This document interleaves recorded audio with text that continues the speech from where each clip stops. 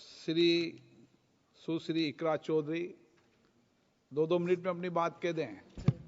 माननीय धन्यवाद अध्यक्ष जी।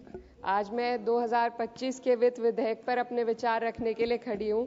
सरकार इस बजट को जन कल्याणकारी बता रही है, लेकिन क्या ये वास्तव में गरीबों, किसानों, श्रमिकों और मध्यम वर्ग के हितों की रक्षा करता है?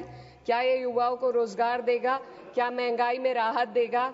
लगातार हम पढ़ते आ रहे हैं कि भारत की जीडीपी पिछले 10 वर्षों में दोगुनी हो गई है और हम जापान और जर्मनी को पीछे छोड़ते हुए 27 तक दुनिया की तीसरी सबसे बड़ी अर्थव्यवस्था बनने के ओर अग्रसर है।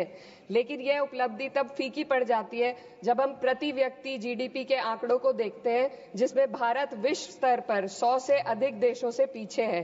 23-24 के लिए स्थिर कीमतों पर प्रति व्यक्ति जीडीपी केवल 1,24,600 रुपए है। ये कोई आश्चर्य की बात नहीं कि सरकार इस डेटा पर बात करने से बचती है, क्योंकि वे ये नहीं समझा सकते कि पूरे देश की जीवन स्तर में वृद्धि क्यों नहीं हो रही। वे ये नहीं बता सकते कि देश में इतनी गहरी आय असमानता क्यों बनी हुई है और आम नागरिकों को आवश्यक सेवाओं तक पहुंचने में इतनी कठिनाइयां क्यों होती हैं।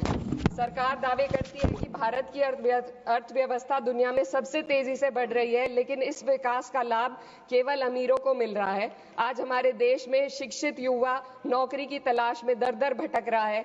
सरकारी नौकरियों में लाखों पद खाली पड़े हैं, लेकिन भर्ती नहीं हो रही। निजी क्षेत्र में भी नौकरियों की संख्या घटती जा रही है। उधर देश की शीर्ष 1% अमीरों के पास 40% से अधिक संपत्ति है, जबकि करोड़ों लोग 2 वक्त की रोटी के लिए संघर्ष कर रहे हैं। यह आर्थिक असमानता लगातार बढ़ रही है क्योंकि सरकार की नीतियां बड़े उद्योगपतियों को फायदा पहुंचाने के लिए बनाई जा रही है, जबकि गरीबों और मध्यम वर्ग को महंगाई और टैक्स के बोझ तले दाबा जा रहा है। जब यह सरकार सत्ता में आई थी तब $1 लगभग 60 रुपए के बराबर था और आज 83 तक पहुंच गया है। Sir 2 minute. रुपए की इस गिरावट का सीधा असर आम जनता पर पड़ता है। इस सरकार की मौजूदा वित्तीय नीतियां पूरी तरीके से अमीरों के पक्ष में झुकी हुई है। भारत एक समाजवादी देश है जहां सरकार का कर्तव्य है कि शिक्षा, स्वास्थ्य, यातायात जैसी बुनियादी सुविधाओं का लाभ अपने नागरिकों को पहुंचाए और उन्हें समान अवसर और सुरक्षा दे। भारत के सरकारी स्कूलों और अस्पताल की हालात लगातार बद से बदतर होते जा रहे हैं। सर बस किसानों पर अपनी बात रखना चाहती हूँ। हमारा देश तब तक सशक्त नहीं हो सकता जब तक हमारे किसानों को उनका हक नहीं मिलता। 2023-24 में भारत की 46% श्रमिक आबादी कृषि क्षेत्र में कार्यरत थी, फिर भी इस क्षेत्र को नजरअंदाज किया जा रहा है।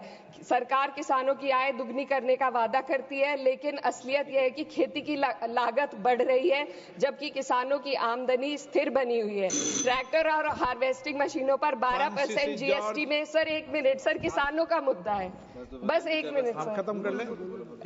हार्वेस्टिंग मशीनों पर 12% जीएसटी से किसानों को परेशानी और बढ़ रही है। यदि सरकार इस बोझ को कम कर दे तो खेती में फायदा होगा। साथ ही साथ प्रधानमंत्री किसान सम्मान निधि के तहत जो मिलने वाली राशि है उसको बढ़ाकर 6,000 से 12,000 कर दे तो किसानों की आय में फायदा होगा।